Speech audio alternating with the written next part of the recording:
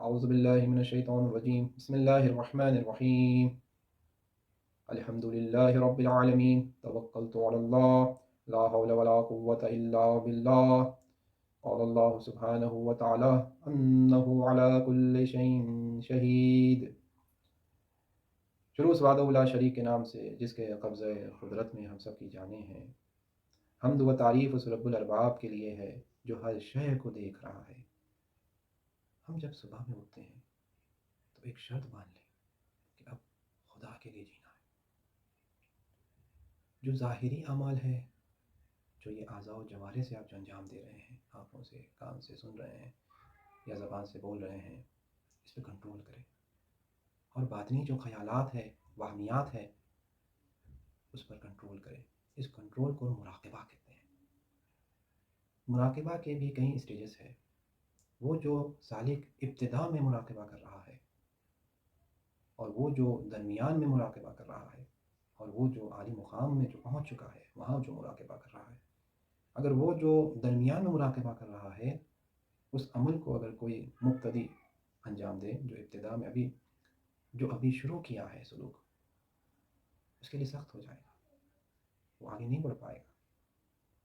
جتنا مراقبہ شدید ہوتا جائے گا، ہمارے اندر اللہ کی محبت کا ایک نور وارد ہوگا۔ مراقبہ ہمارا جتنا شدید ہوتا جائے گا، وہ نور پھیلتا جائے گا، بڑھتا جائے گا ہمارے وجود میں۔ آپ وہ محسوس کریں گے اپنے اندر، وہ اللہ کی محبت کو محسوس کریں گے، اور دنیاوی تعلقات آپ سے کم ہو جائیں گے۔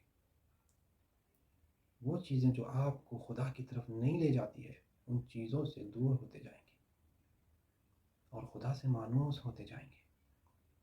وہ مادی خواہشات آپ کے اندر ختم ہوتے جا رہے ہیں، کیونکہ اس کی محبت کا نور آپ کے اندر وارد ہوا ہے۔ آپ کا مراقبہ اور شدید بڑھ جائے جب تجرد نفس واقع ہوتا ہے۔ تجرد نفس یعنی وہ مشاہدہ کرتا ہے جو یہ مادی دنیا میں وہ کبھی کیا ہی نہیں۔ وہ مادی جسم نہیں ہے، وہ اس مادی دنیا سے آزاد ہے۔ جس طرح ہم خواب میں دیکھتے ہیں خود کو اور عالم کو، ہم جو خواب میں دیکھتے ہیں وہ شبیہ ہوتی ہے جسم کی۔ ہم حرکت کرتے ہیں، ہم دیکھتے ہیں جہاں پر زمان و مکان کی قید نہیں ہے، جہاں بولے وہ جا سکتا ہے۔ اس مادی زمان و مکان کا محتاج نہیں ہوتا ہے۔ اسی چیز کو جب مراقبہ انسان کرتا ہے، تب اپنی زندگی میں ظاہر دیکھتا ہے۔ آیت اللہ غازی طباطبائی کہتے ہیں، میں ایک بار کمرے سے باہر نکلا تو دیکھتا ہوں کہ میرے جیسی ایک شخص سامنے کھڑا ہے جو مجھے دیکھ رہا ہے، میں بھی اسے دیکھ رہا ہوں۔ شفاف طریقے سے میں اس کا مشاہدہ کر رہا ہوں، اور اس کے چہرے پر ایک تل ہے، اس سے میں آشنا نہیں تھا۔ جب میں گیا آئینے میں دیکھا تو میرے چہرے میں وہ تل کو پایا۔ رفتہ رفتہ انسان جب مراقبہ میں شدید ہوتا جاتا ہے، پہلے کیونکہ مادی اثرات اس میں موجود ہے، اس لیے وہ اپنے آپ کو مادی شکل میں دیکھ رہا ہے۔ وہ جسم نہیں پایا جا رہا، وہ جسم جیسا ہے، وہ جسم کے اثرات اس میں پائے جا رہے ہیں، شکل صورت پائی جا رہی ہے، مگر وہ مادی جسم نہیں ہے۔ جب مراقبہ اور شدید ہوتا ہے تو وہ آگے کی چیزوں کو دیکھنے لگتا ہے۔ وہ خود کو دیکھتا ہے جو آگے انجام دے رہا ہے، اور خود کو دیکھتا ہے جو پہلے جو انجام دے چکا ہے، کیا کیا اس نے کیا، سب دیکھ لیتا ہے، اور اپنے آپ کو صاف کر لیتا ہے، پاک کر لیتا ہے، اللہ سے توبہ کر لیتا ہے۔ آیت اللہ غازی طباطبائی کے پاس آیت اللہ خوئی آئے، اور وہ چاہتے تھے کہ وہ تجرد نفس ہم پر ظاہر ہو، وہ دیکھنا چاہتے تھے۔ تو انہوں نے کچھ ورد انہیں دیا۔ جب وہ مراقبہ کیے اور جتنا مراقبہ شدید ہوتا گیا، وہ ذکر کرتے رہے، پھر ایک چیز ظاہر ہوئی، وہ خود کو سامنے دیکھنے لگے۔ پھر وہ جب مراقبہ شدید ہوا، پھر وہ آگے کا دیکھنے لگے کہ کچھ سال بعد میں کہاں پر ہوں، ایک جگہ بیٹھ کے درس دے رہے ہیں۔ پھر آگے کا دیکھتے ہیں جہاں پر کوئی مر چکا ہے۔ جب وہ غور کرتے ہیں تو انہی کی باڈی ہوتی ہے، سب لوگ رو رہے ہیں، وہ دیکھ رہے ہیں، اور یہ حالت ان کے اندر جو طاری ہے اس کو برداشت نہیں کر پا رہے ہیں۔ وہ غازی طباطبائی کے پاس جاتے ہیں اور یہ سب سب واقعہ بیان کرتے ہیں۔ غازی طباطبائی کہتے ہیں اگر اور آپ اپنے اوپر کام کرتے، مراقبہ کرتے، تو آپ مرنے کے بعد کا بھی دیکھتے۔ تو وہ چاہتے ہیں کہ میں عام زندگی جینا چاہ رہا ہوں، تب وہ کہتے ہیں بازار میں جا کر ایک کباب کھا لیجیے گا۔ وہ بازار جا کر کباب کھا لیتے ہیں اور وہ کیفیت ان سے ختم ہو جاتی ہے۔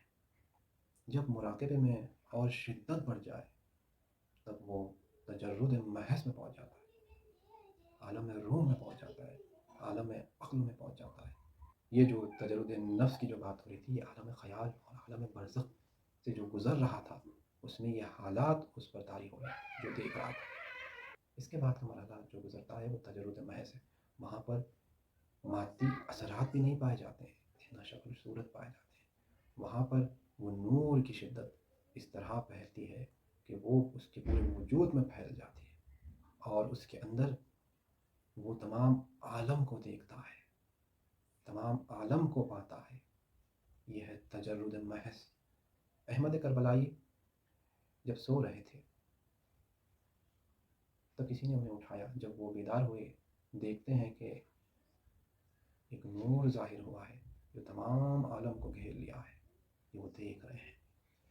تجرد نفس کی اور مثال پیش کروں، جہاں پر آیت اللہ حسین قلی حمدانی اپنے شاگرد کو، آیت اللہ ملک تبریزی کو ایک شاگرد دیتے ہیں اور کہتے ہیں کہ ان کی تربیت کریں۔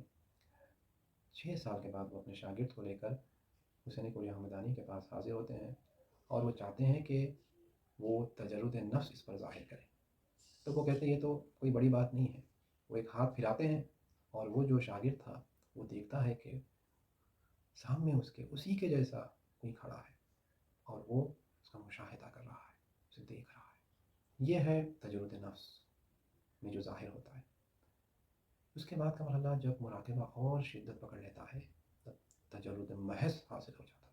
عالم عقل، عالم روح میں وہ وارد ہو جاتا ہے۔ وہاں پر صرف نور ہی نور ہے، وہاں پر تمام عالم کے راز اس پر کھل جاتے ہیں۔ وہ ہر کسی پر اپنا اثر ڈال سکتا ہے، لوگوں کے ذہن کو پڑھ سکتا ہے، مگر یہ حالت ہمیشہ برقرار نہیں رہتی ہے۔ ہو سکتا ہے کچھ لمحے کے لیے اسے حاصل ہو سکتا ہے کہ کچھ منٹ تک اسے حاصل ہو۔ وہ ایسا پوری دنیا پہ دسترسی حاصل کر لیتا ہے، دروازے سے داخل نہیں ہوا، فرض کریں دیوار سے داخل ہو گیا، جیسا کہ آصف اپنے برقیہ کے بارے میں ہے کہ تخت بلقیس کو انہوں نے حاصل کر دیا۔ کہاں سے حاصل کیا؟ خود ان کے وجود میں پورا عالم ظاہر ہوئے ہیں، وہاں سے انہوں نے ظاہر کیا جو اس مادی دنیا میں آپ کو نظر آیا، یعنی ہر جگہ پر وہ اثر ڈال رہے ہیں۔ اس کے بعد وہ اسماء الہی میں وارد ہوتا ہے، جہاں پر 3 ایسے اسماء جو وہ مشاہدہ کرتا ہے، جو ہر جگہ پر چھائے ہوئے ہیں، جو ہر جگہ پر اپنا اثر ڈالے ہوئے ہیں۔ وہ ہے خدا کا علم، اس کی قدرت اور اس کی حیات یعنی حی۔ وہ دیکھتا ہے ہر جگہ پر علم یعنی خدا کو پاتا ہے، ہر جگہ پر جہاں کہیں بھی قدرت دیکھتا ہے خدا کو پاتا ہے، ہر جگہ پر حیات کو دیکھتا ہے تو وہ رب کو پاتا ہے۔ پھر وہ اپنے آپ کو اس رب تک پہنچا دیتا ہے۔ الستو بربکم، کیا میں تمہارا رب نہیں ہوں؟ قالوا بلی، وہاں اپنے آپ کو پہنچا دیتا ہے۔ پھر اس کے بعد وہ مقام الوہیت جہاں پر ہم اس کی جنت میں تھے، وہاں خود کو پاتا ہے۔ جو خدا کے راہ میں قتل ہوئے ہیں، جو اپنے نفس کو ختم کر دیے، جو اپنے خودی کو ختم کر دیے، انہیں مردہ نہ سمجھو، وہ زندہ ہے اور خدا کے پاس رزق پا رہے ہیں، اس کی جنت میں ہے۔ رسول خدا صلی اللہ علیہ وآلہ وسلم جب معراج میں گئے، جب اس مراحل کو طے کر رہے تھے، اس عالم خیال سے گزر کر پھر عالم عقل، پھر وہ اسماء، عالم اسماء، پھر وہ اسماء کے تجلیات جو ان پر ہوئے، پھر مقام اللہ پہ جو پہنچے، علم آدم الاسماء کلہا۔ یہ آدم عمومی ہے کہ وہ حضرت آدم سے مخصوص نہیں ہے، یہ رسول خدا بھی آدم ہے، اور جو کوئی بھی وہاں پہنچا ہو، جو کوئی بھی اولیاء خدا وہاں پہنچا ہو، وہ بھی آدم ہے جسے اللہ کے تجلیات ہو رہے ہیں۔ پھر وہ قاب قوسین او ادنا، جہاں مقام ربوبیت اور مقام الوہیت یعنی اللہ تک وہ پہنچتے ہیں۔ پھر اس کے بعد او ادنا، اور قریب آگے، یعنی مقام احدیت تک پہنچے۔ رسول خدا نے کچھ لمحہ کہ اس کا مشاہدہ کیا، وہاں پر انہوں نے سورہ اخلاص کا مشاہدہ کیا۔ رسول خدا کے خیال میں وہ کلمات کی شکل اختیار کی اور پھر اس دنیا میں ان کے زبان سے جاری ہوئی۔ یہ پورا قرآن جو ہمارے پاس موجود ہے، یہ پورا رسول خدا کا سفر ہے جو ایک انسان کامل طے کیا۔ اب سوال یہ پیدا ہوتا ہے کہ یہ تو خالی طباطبائی اور اس کے بارے میں بیان ہو رہا ہے، ہمیں بتایا جا رہا ہے کہ تجرد نفس ہے، پھر اس کے بعد تجرد محض ہے، پھر وہ اسماء الہی کے تجلیات ہوتے ہیں جہاں پر اللہ ہی عالم ہے، وہی قادر ہے، وہی حی ہے، پھر اس کے اندر تمام اسماء ظاہر ہوتے ہیں اور وہ اللہ تک پہنچتا ہے، پھر اس کے بعد وہ مقام احدیت تک پہنچتا ہے۔ یہ وہ راستہ ہے جو ہم مراقبہ کر کے پہنچتے ہیں۔ ایک اور دوسرا راستہ ہے، وہ ہے جذبہ الہی۔ کچھ لوگوں کو بغیر کسی محنت کے وہ اللہ کی طرف سے حاصل ہوتا ہے، جس سے وہ حرکت کرتے ہیں، پھر اس کے بعد مراقبہ کے وادی میں آتے ہیں اور انہیں کئی چیزیں حاصل ہو جاتی ہیں، ان کے لیے کافی آسان ہوتا ہے سفر کرنا۔ جس پر جذب الہی حاصل ہوتا ہے، پھر اس کے بعد وہ مراقبہ کی وادی میں داخل ہوتا ہے۔ ایسے لوگ بہت کم ہیں، لاکھوں کروڑوں میں شاید آپ کو کچھ مل جائے۔ ان میں سے ایک میں تھا۔ 2007 میں مر کر زندہ ہوا اور اس عالم کا مشاہدہ کیا، میرے عذاب کا مشاہدہ کیا، میں کس حالت میں ہوں وہ میں نے مشاہدہ کیا۔ اللہ سے میں نے دعا کی، میرے اللہ مجھے ایک موقع دے، صرف تیری عبادت کروں گا۔ پھر دیکھتا ہوں کہ میں بیدار ہو گیا۔ اس کے بعد میری کیفیت چینج ہوئی، میں وہ پرانا محمد نہیں تھا، چینج ہو گیا تھا، محسوس کر رہا تھا۔ اور جب میں 2 رکعت نماز پڑھنے گیا تو میری کیفیت ایسی تھی جو میں خود سمجھ نہیں پا رہا تھا۔ وہ خدا کی محبت کی ایسی تجلیات میرے پر ہوئی تھی کہ میں رو رہا ہوں۔ مجھے یاد ہے کہ 7 سے 8 گھنٹے تقریباً میں رویا ہوں۔ وہ ایک کیفیت تھی، اور جب اس کی شدت بڑھتی رہی، کیونکہ کوئی استاد نہیں تھا میرا، نہ مجھے قرآن پڑھنے آتا تھا، نہ مجھے اردو پڑھنے آتی تھی۔ جب وہ محبت کی شدت بڑھتی رہی، خود بخود میں مراقبہ کرتا رہا، آہستہ آہستہ وہ کیفیت بڑھتی رہی اور میں محسوس کر رہا تھا کہ یہ جو کلام میں جاری کر رہا ہوں یہ میرے کلام نہیں ہے۔ آہستہ آہستہ مجھے کچھ سنائی دینے لگا، کوئی مجھ سے بات کر رہا ہے اور میں اس سے مانوس ہو رہا ہوں۔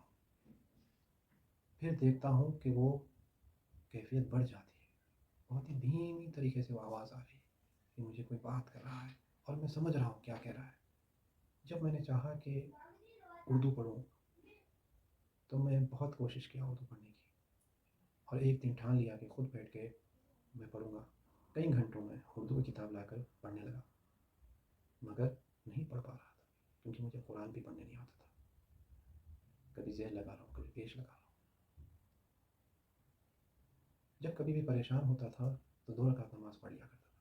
2 رکعت نماز پڑھنے کے بعد میں اللہ سے راز و نیاز کرتا تھا اور ایک کیفیت طاری ہوتی تھی، پورا جسم ہل جاتا تھا، گرم ہو جاتا تھا، اور اس کے بعد میں محسوس کرتا تھا میں جو بیان کر رہا ہوں اور اللہ سے جو راز و نیاز کر رہا ہوں یہ الفاظ میرے نہیں ہیں، اور میں اس حالت میں اللہ سے کہہ رہا ہوں میرے اللہ کیا یہ اردو میرے لیے نہیں بنی؟ روتے روتے مصلی پہ سو گیا۔ جب میں صبح میں اٹھا نماز کے وقت، نماز ادا کی، نماز پڑھنے کے بعد وہ کتاب موجود ہے، میں کتاب کی طرف نگاہ کر رہا ہوں، اتنے میں ایک آواز آتی، کتاب اٹھا۔ میں کہہ رہا ہوں میرے اللہ میرے اندر طاقت نہیں ہے۔ آواز آتی کس لیے پڑھ رہا تھا؟ میں نے کہا تیرے لیے پڑھ رہا تھا میرے مالک۔ تب اٹھا، جب میں کتاب اٹھایا نارمل لوگوں کی طرح پڑھ رہا تھا، جیسے کہ مجھے اردو آتی ہے، میں کسی کے پاس جا کے اردو نہیں سیکھا۔ مراقبہ جب شدید ہوتا جاتا ہے تو آپ کی کیفیت بھی بڑھتی جاتی ہے۔ خالص جب آپ اللہ کے لیے ہو جاتے ہیں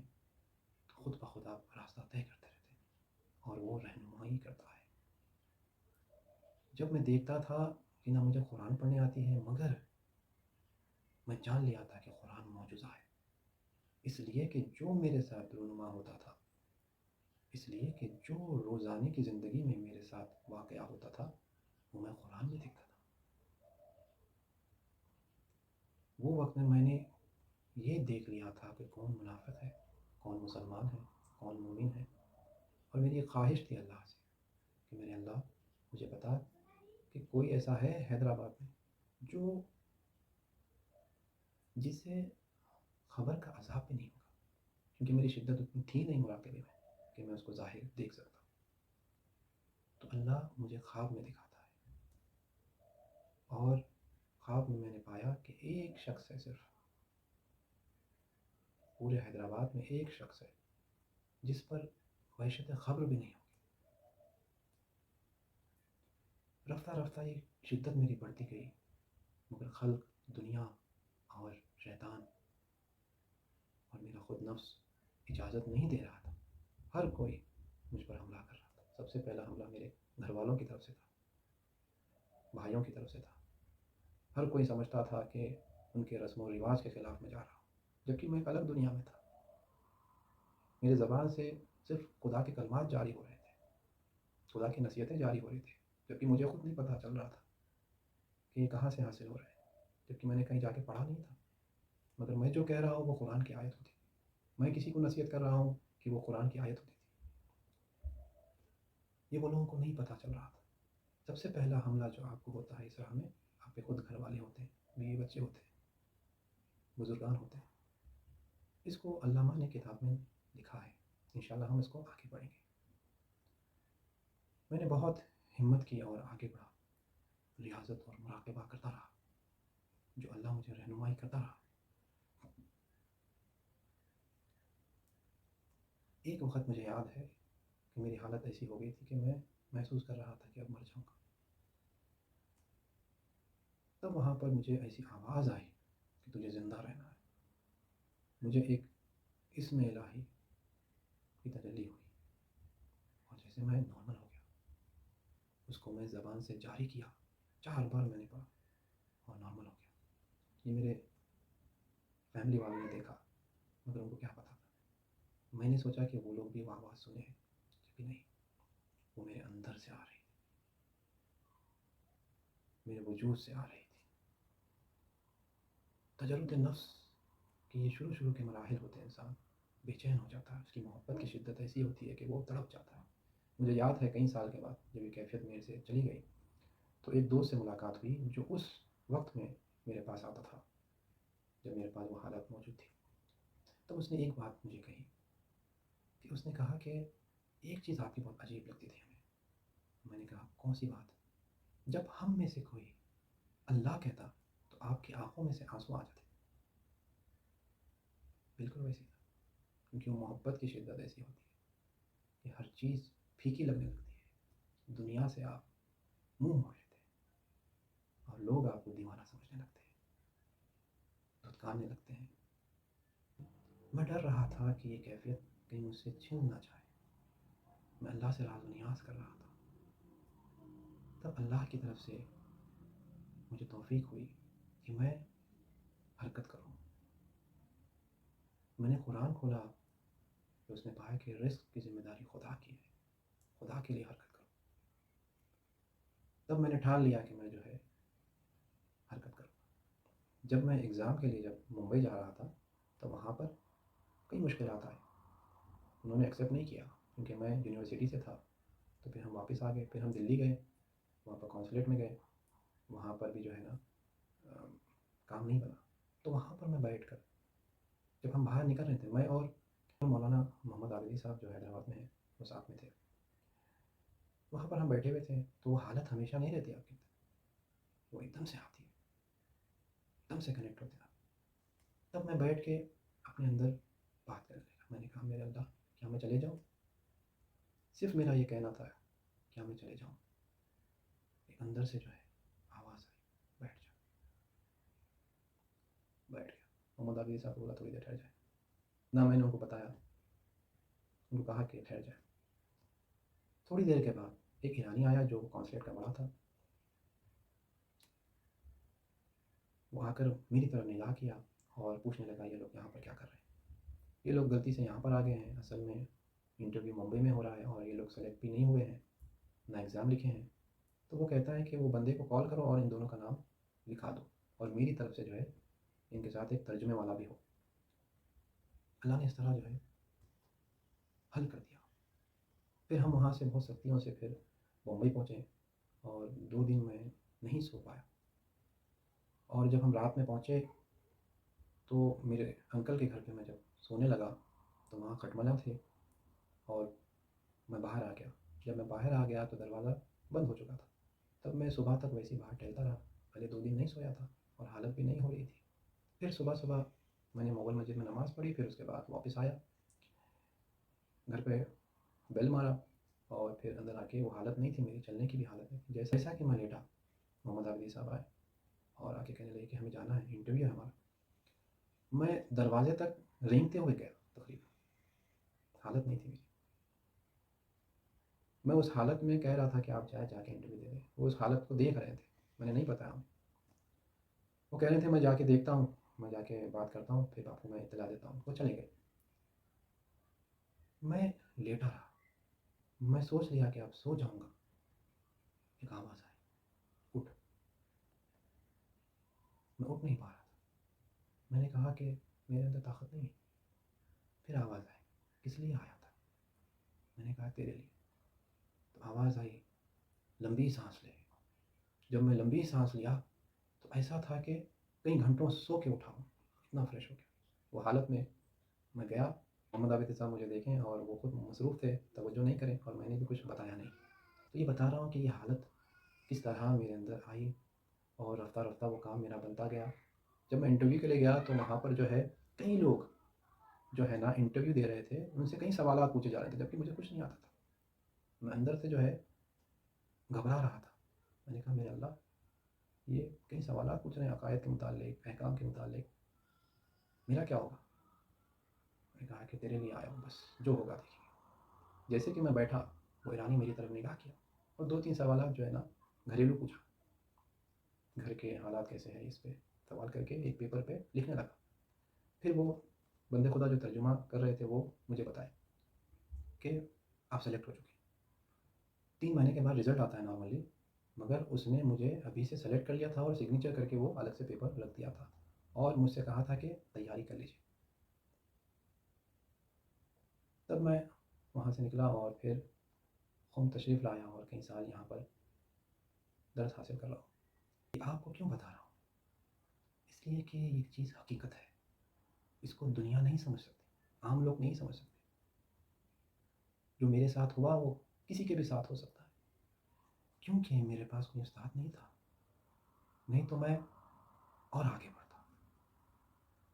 سنورہم آیاتنا فی الآفاق وفی انفسہم حتی یتبین لہم انہ الحق۔ وہ دکھلائے گا آفاق میں اور انفس میں، اور یہ دیکھ کر آپ کہیں کہ حق ہے، یقین جان لے، تو ہر جگہ پر آپ جو ہے خدا کو